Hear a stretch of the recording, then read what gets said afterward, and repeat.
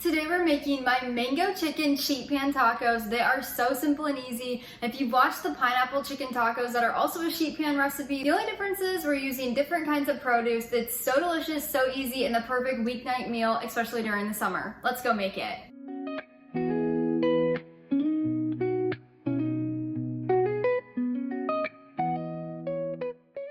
In our house, we love mangoes and we love savory dishes. I wanted to do something that was simple and easy, so I wanted to do a sheet pan taco, just like the pineapple ones. If anybody asks me what is a quick and easy but delicious weeknight meal, I send them to the sheet pan taco recipes. They are just so simple. I even have a peach one over on the blog, but that is the inspiration behind this recipe. It's so good and one of our favorites. You can find my full written recipe linked down in the description below. Just click that link, it'll take you over to my blog where you can print and save it at any time. Now, let's get started assembling the sheet pan. Before we get started, you'll want to preheat your oven to 425 degrees Fahrenheit, as well as line a rimmed baking sheet pan with parchment paper, and then you'll just set that aside. Now, first you're going to want to dice half of an onion kind of finely, so this is a rough chop that we have here. This is a yellow onion, about half of a large yellow onion, but you could also use a white onion, and then I'm going to set that aside. You'll also need to get one large mango. So it's really hard to tell if a mango is ripe or not. I know a lot of people have this issue. It's not necessarily the color. It's usually the feel, or at least that's how I do it. There are tons of ways to tell if a mango is ripe or not. I just figure it out by kind of giving it a squeeze. If it's a little bit soft, that means it's ripe. That's how I do it. Again, there's so many other ways. But now I'm going to cut this up into chunks. If you don't know how to do this, I will link my video description on how to cut up a mango, or how I like to cut up a mango, down below. Definitely go check that out if you need help and assistance. Once you have your mango cut up, we'll grab a small mixing bowl and we're going to make our homemade seasoning mix. So we'll start with chili powder. Make sure it's salt-free, sea salt, ground black pepper. And then you're just going to grab a spoon. We're just going to mix this to combine. Once you've got that completely mixed to combine, we're going to set that aside, and then we're going to begin assembling our sheet pan. Now we'll grab our prepared sheet pan and one large boneless, skinless chicken breast. Now we've added this into the center of our sheet pan.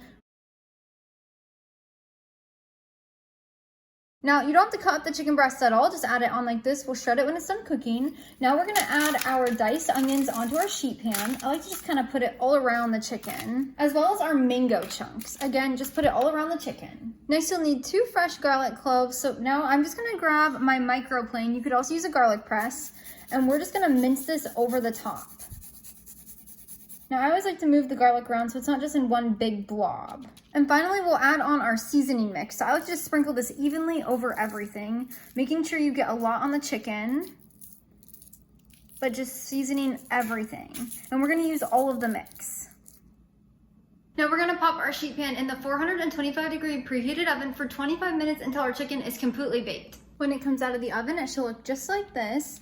Now we're gonna dump everything off of the parchment paper. That way it's not gonna get into our food. So we put the parchment paper on here so nothing sticks. And then you always want to dump it off. That way when we shred it, it's not gonna get in our chicken. Now we're just gonna let this rest for 2 minutes to let the chicken kind of settle, and then we're gonna start shredding it. This has had time to rest. We're gonna grab 2 forks, or you could also pop this in a bowl and use an electric mixer to shred it, but I'm just gonna use 2 forks. And we're just gonna shred this.